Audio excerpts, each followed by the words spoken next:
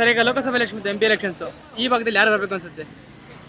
ಈ ಭಾಗದಲ್ಲಿ ಅಂತ ಇಲ್ಲ, ನಮಗೆ ವ್ಯಕ್ತಿ ಯಾರು ಕೆಲಸ ಮಾಡ್ತಾರೋ ಅವರಿಗೆ ಓಟು ಕೊಡಬೇಕು. ಹ್ಮ್ ಕೆಲಸ ಪಾರ್ಟಿ ಮುಖ್ಯ ಅಲ್ಲ, ನನಗೆ ಮನುಷ್ಯ ಕೆಲಸ ಮಾಡೋ ಮುಖ್ಯ. ಕೆಲಸ ನಮಗೆ ಯಾರು ಚಲೋ ಮಾಡ್ತಾರೋ ಅವರಿಗೆ ನಾವು ಓಟ್ ಕೊಡ್ತೀವಿ. ನಮಗೆ ಕಾಂಗ್ರೆಸ್ಸು BJP JDS ಆದ ಸಂಬಂಧ ಇಲ್ಲ. ನಾನು ಓಟು ಯಾರಿಗೆ ಕೊಡಬೇಕು, ಯಾವ ಕೆಲಸ ಮಾಡ್ತಾನೆ ಅವನಿಗೆ ನಾವು ಕೊಡೋದು ಕರ್ತವ್ಯ, ಕೊಡ್ತೀವಿ. ಸರ್, ಅನಂತಕುಮಾರ್ ಹೆಗಡೆ ಇದಕ್ಕೂ 4 ಬಾರಿ MP ಆಗಿದೆ ಕ್ಷೇತ್ರದಲ್ಲಿ. ಏನು ಡೆವಲಪ್ಮೆಂಟ್ ಆಗಿದೆ ಸರ್? ಅವರು ಅಷ್ಟೊಂದೇನು ಇದು ಮಾಡಿಲ್ಲ, ಆದ್ರೆ ಚಲೋ ಅಷ್ಟು ಏನು ಕೆಲಸ ಬರೋಬ್ಬರಿ ಮಾಡಿಲ್ಲ ಅಂತ ಕಾಣಿಸ್ತದೆ. ಸರ್, ಕಾಂಗ್ರೆಸ್ ಗ್ಯಾರಂಟಿಗಳು ಕೊಟ್ಟಿದ್ರು, ಆ ಗ್ಯಾರಂಟಿಗಳು ಯೂಸ್ ಆಗ್ತಾ ಇದೆಯಾ? ಗ್ಯಾರಂಟಿ ಏನು ಒಬ್ಬರಿಗೆ ಸಿಗ್ತದೆ, ಒಬ್ಬರಿಗೆ ಸಿಗ್ತಾ ಇಲ್ಲ.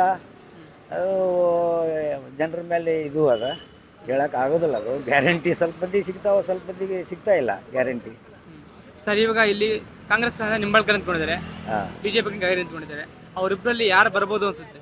ಅದು ನಾ ಹೆಂಗೆ ಹೇಳೋದು, ಅದು ನಾ ಹೇಳಲಿಕ್ಕೆ ಆಗೋದಿಲ್ಲ. ಕೆಲಸ ಯಾರು ಚಲೋ ಮಾಡಿದ್ದಾರೆ, ಹಿಂದೆ ಮಾಡ್ತಾ ಇದ್ದಾರೆ, ಮುಂದೆ ಮಾಡೋರು ಅದಾರ, ಅದ್ರ ಮೇಲೆ ಡಿಪೆಂಡ್ ಇರ್ತದೆ. ಅದ್ರ ಮೇಲೆ ನಾವು ಓಟು ಮಾಡ್ತೀವಿ.